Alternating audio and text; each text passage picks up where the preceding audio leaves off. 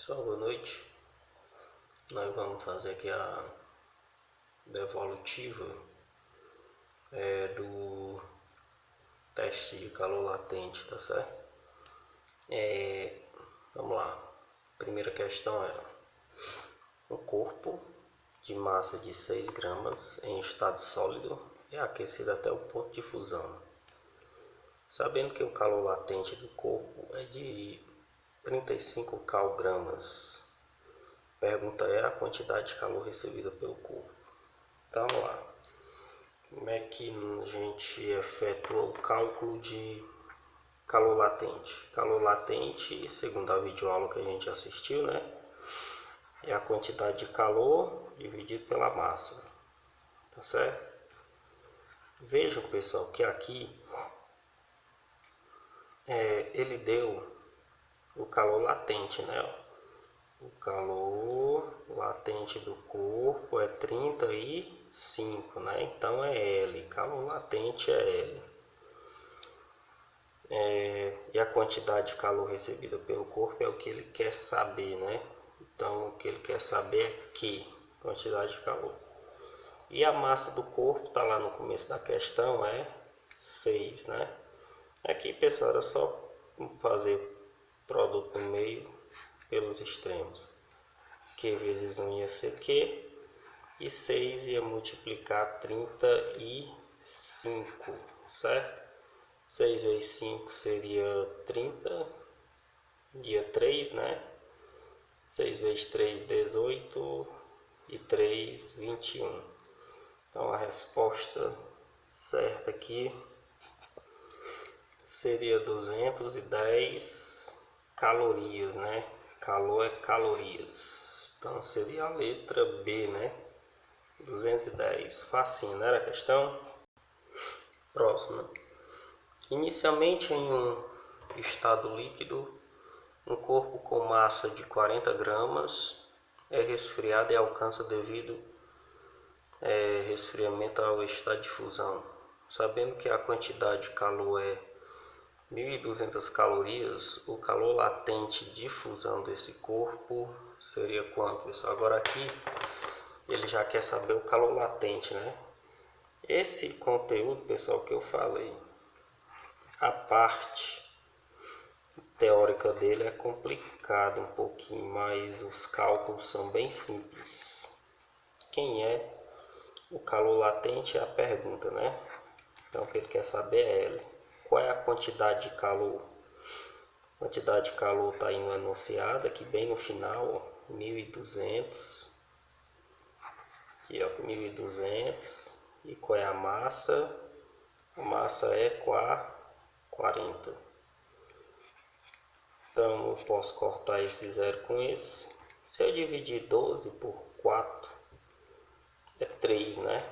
Sobrou esse zero aqui, ó. Então calor latente aqui seria 30 cal por gramas. Seria a letra A, né? Simples, né? Vocês lembram que o calor latente é o calor que faz a substância mudar o seu estado físico, né? Se ela é sólido, fica líquido, se ela é líquido, fica gasoso. É esse exato momento que eu chamo de calor latente.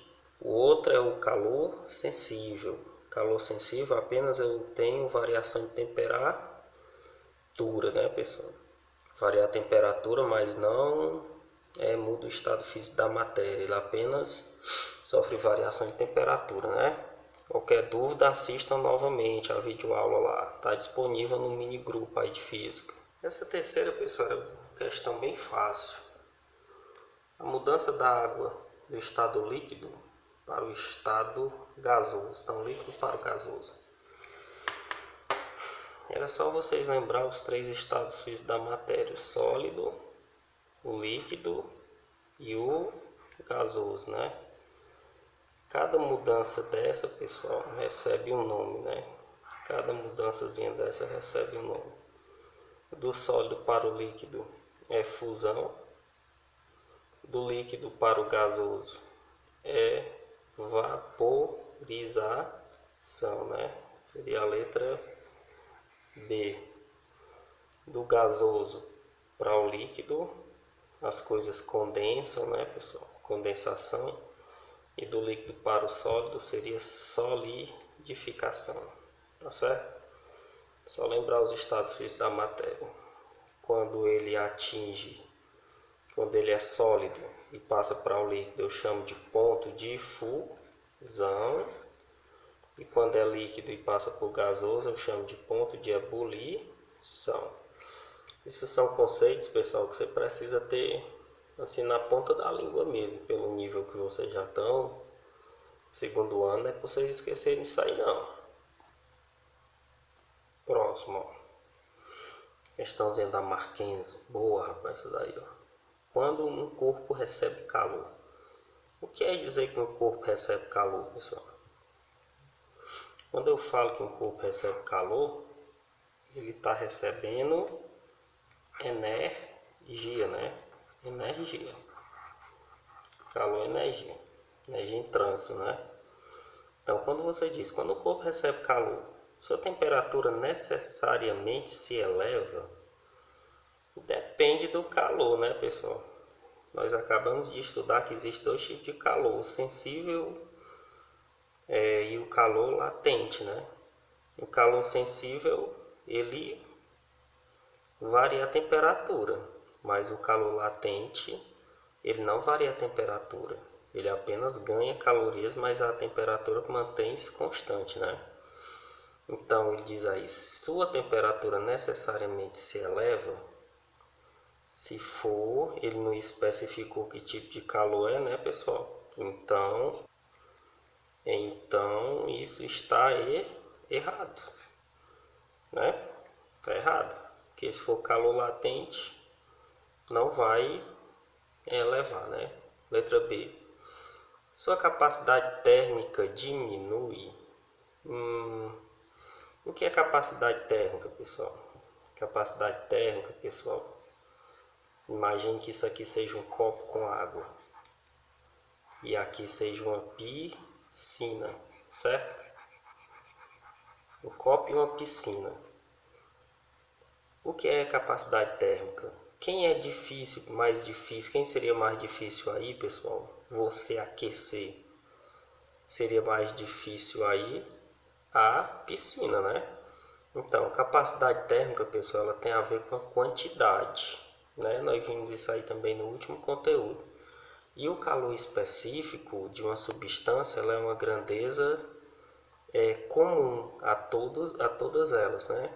Então, se eu tivesse jogando calor em uma dessas duas situações aqui, no copo ou em uma piscina com água, a capacidade térmica dela ia aumentar, né? Não diminuir. Errado. Letra C. O calor específico da substância que o constitui aumenta. Pessoal, isso aqui está totalmente errado. Calor específico, pessoal, de todas as grandezas é constante. Por exemplo, se for a água, o calor específico dela é 1, tá certo? E vai ser 1 em qualquer situação. O calor específico do ferro é a mesma coisa, o calor específico do alumínio é uma grandeza também idêntica. Ou seja, é a mesma coisa que eu gosto de falar em sala de aula. É como se você pegasse o valor de π lá da matemática, que é 3,14, que você tem como se fosse uma constante, né? Isso é o calor específico. Então, a capacidade térmica ele varia conforme a quantidade, né? Ou seja, a massa. E o calor específico não. Eu posso ter 1 tonelada de água e 1 copo de água. Qual é o calor específico? 1. Tá certo? Letra D. Pode eventualmente mudar seu estado físico? Agora sim, né, pessoal? Agora sim. Se você pegar um corpo e colocar calor nele, ele pode mudar o estado físico dele, né? Tipo uma pedra de gelo. Você pegar um bloquinho de gelo e você aumentar a temperatura dele, esse bloco de gelo vai ficar o quê? Líquido, entendeu? Então, se eu jogar calor, energia e mudar a temperatura, ele com certeza pode mudar o estado físico, tá certo? Seu volume, letra E, seu volume obrigatoriamente aumenta? Não, né? Não ia aumentar, porque na natureza, pessoal, existem três grandezas que são muito estudadas: pressão, temperatura e volume. Pressão, temperatura e volume. Ixi, rapaz, mas eu não entendi nada. Cite aí um exemplo de como é que eu poderia manter o volume de uma coisa constante. Pronto, você pega uma panela de pressão em sua casa. Quando você pegar ela, você coloca água dentro dela para fazer um feijãozinho lá. O que é que vai aumentar ali dentro daquela panela? A temperatura e a pressão. A panela de pressão serve para dar mais pressão. E quem vai ficar constante? O volume, entendeu?